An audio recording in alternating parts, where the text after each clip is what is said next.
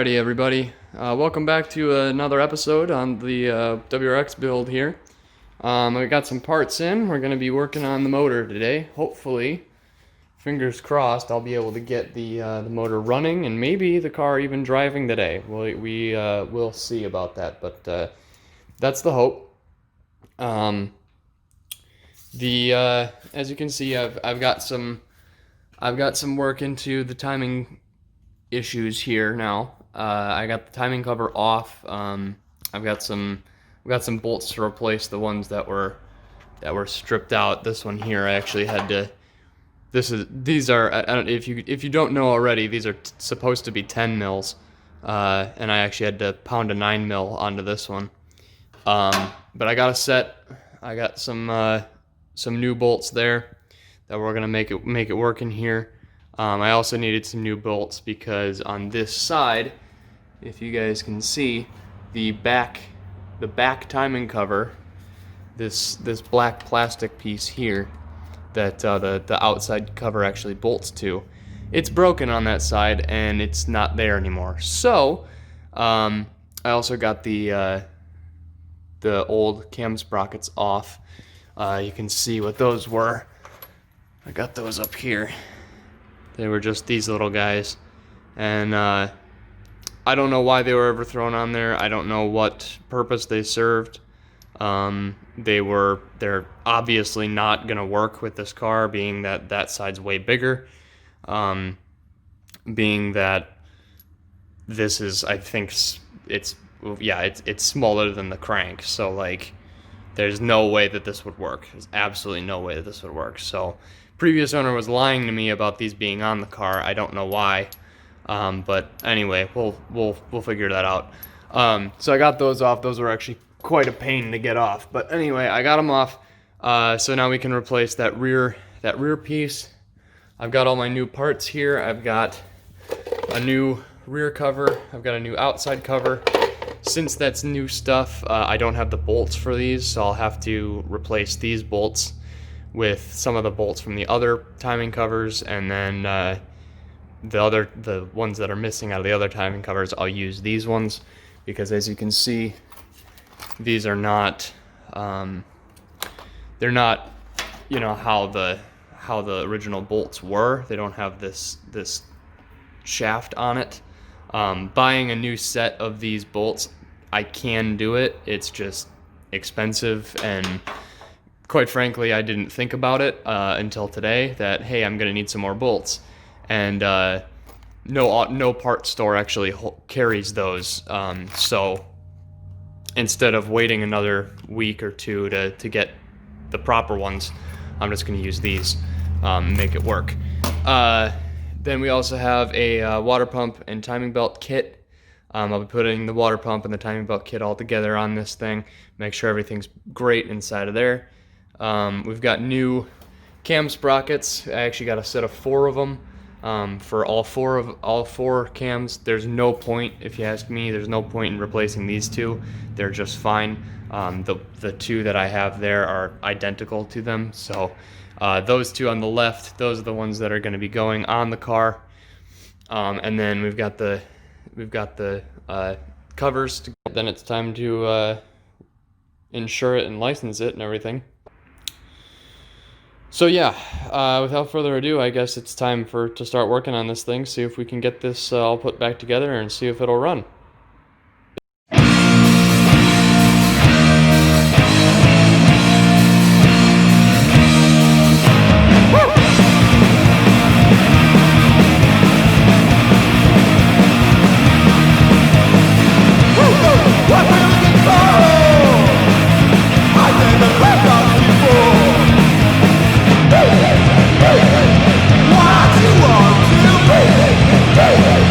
What you want to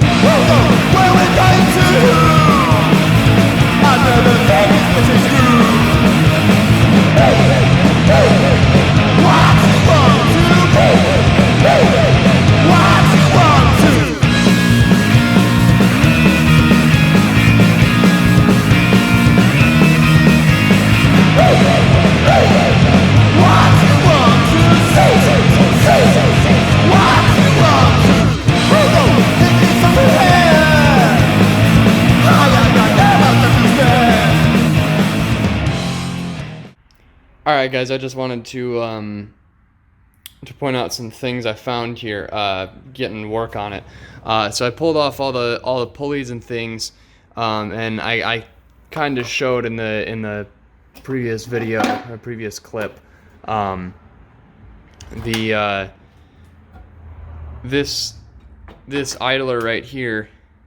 When I pulled it off, this outer, or this I forgot what this is called. The seal of it was just kind of sitting there, and when you take a look inside, you can see that it's missing ball bearings in there, and the race.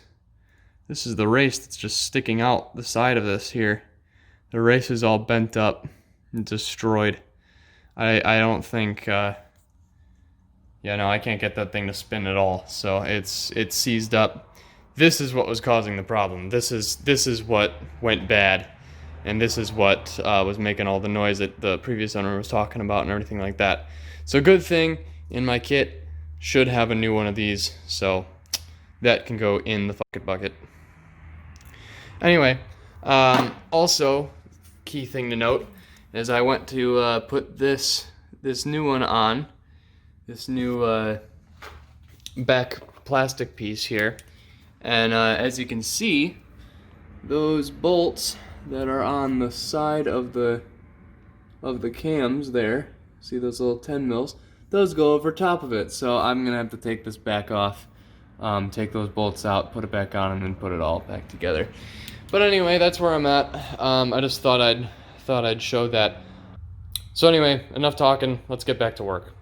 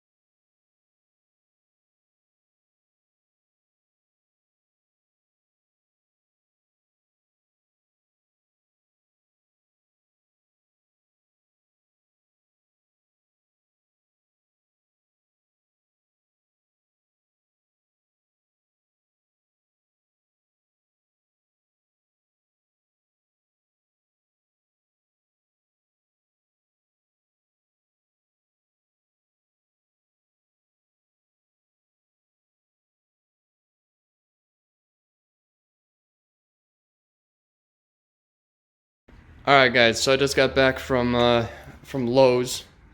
I had to get some parts here, so first thing I got was a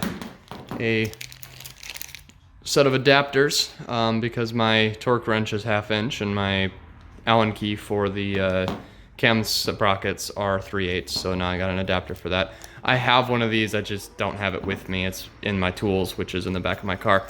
Anywho, the other thing I got was some replacement bolts for this one because the let's see if I can find it here. There it is. There we go. Okay, so here's the new one of the idlers, and if I put this bolt through it, you can see that it's barely sticking out the other side. It's maybe holding on to like 3 or 4 threads. So I got some different bolts here so that, here, let me open these up real quick. So that now you can see the bolt sticks out much further. It's gripping onto a lot more thread. I don't know if I'll actually have enough depth in there for all of that thread to be held on there, but I hope I do, because otherwise, well, if I don't, I'm gonna have to trim this bolt down, and I don't have anything to do that with here. So hopefully I don't have to, but I'm about to find out, and then we'll put it all back together, and hopefully it works. All right, guys, that bolt did work. We got that tensioner in there now, as you can see right there. The timing belt is in. It is timed. I can show you real quick. You can see the timing mark there is lined up with the notch in the housing. So we're at top dead center, and we've got this mark here lined up. We have the double marks lined up. Can't get a good angle on that, but you guys can see. There you go. Now you guys can kind of see that. The double marks, and then there's a mark on the edge there. That's lined up. And on this side, same deal. We've got a mark in the casing and on the pulley. Those are lined up. Got the double marks lined up there. And down on this side there, I don't know if you guys can see that, but there is also a notch on that and a line, and that is also lined up. Here, let me see if I can get you a good camera angle on that. You're upside down now, but you can see that is lined up. So anyway, now it's time to well, first of all, release this tensioner, which is always fun. It's one of my favorite parts about doing timing belts on a Subaru is this little pin here. No turning back now, boys. Shoot, the pin's out. All right. I don't know if you guys noticed, the astute among you, the people that know Subarus or paid attention, will note that when I was putting that lower radiator hose piece, the thermostat housing piece on, I put it on upside down, so it was pointing that way, and I went to go put this geared idler on, and it wouldn't fit, and I went, why is that? And oh yeah, duh, that one's backwards. Whoops, wasn't paying attention. No big deal. It's back together now, all good. My light just shut off. That's cool. Guess it's out of battery. That's very convenient for right now. Anywho, we'll get back to work, get this thing back together, and hopefully you'll see it running and maybe even driving tonight. Sorry I'm not filming any of this, guys. As you can see, I'm actually wearing a neck light right now. My light that I normally keep up on the garage door, it died, so I can't get good lighting in here to film. So it's charging right now. It's back there on the wall. You can see it there, but As soon as it's back charged, I'll set it back up and I can get filming again. Hopefully I can record the rest of me putting it back together. Anyway, so that's where I'm at right now. Yeah. All right, guys. So my light didn't charge up fast enough, but I got timing belts are back, or the timing cover's back all together. Timing belts in, timed, everything's good. Serpentine belt's back on. I didn't bother putting the AC belt back on because the AC has nothing in it anyway, and I'm not gonna recharge it, so didn't bother. Radiator's back in. Right now I filled the radiator up, and I filled the burp tank up, and now it's just a matter of finding myself a battery, throwing it on here, and seeing if it'll run, seeing if it'll start and run. So I'll be back with a battery. All right, boys and girls, I am back. I got a battery. As you can see, we have power. The radio's on. My light charged up, by the way. Battery's in. You guys are about to witness firsthand the very first starting of this car. And hopefully it does me well. It's in neutral, clutch in. That's a really loud fuel pump.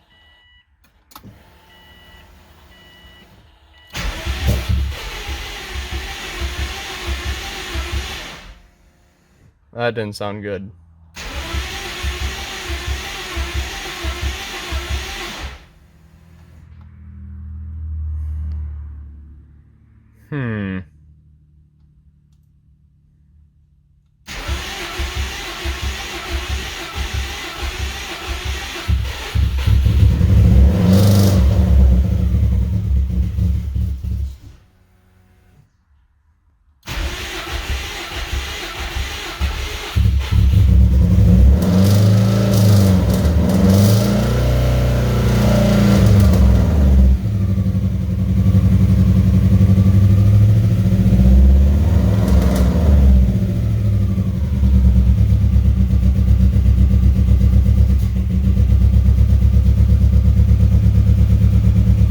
Idling anyway.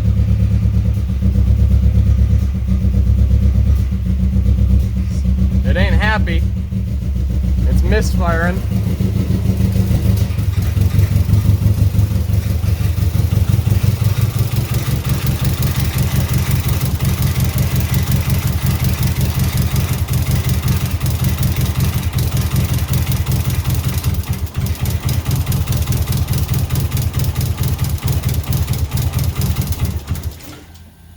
And it died.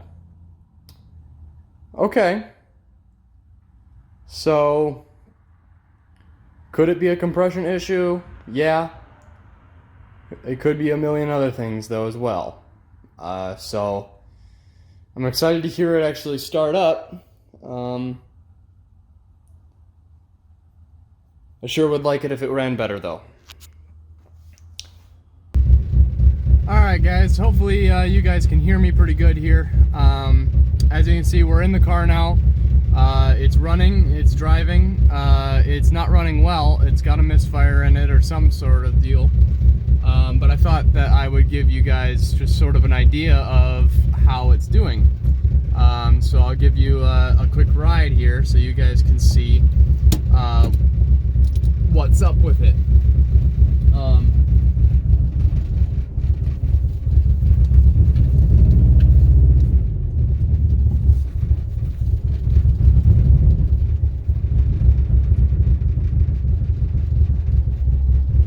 Brakes are really shitty.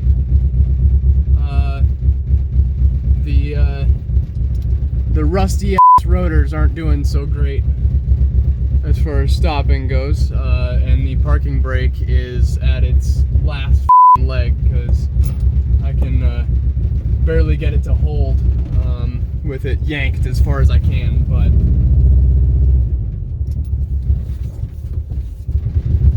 As you can hear there, it almost dies.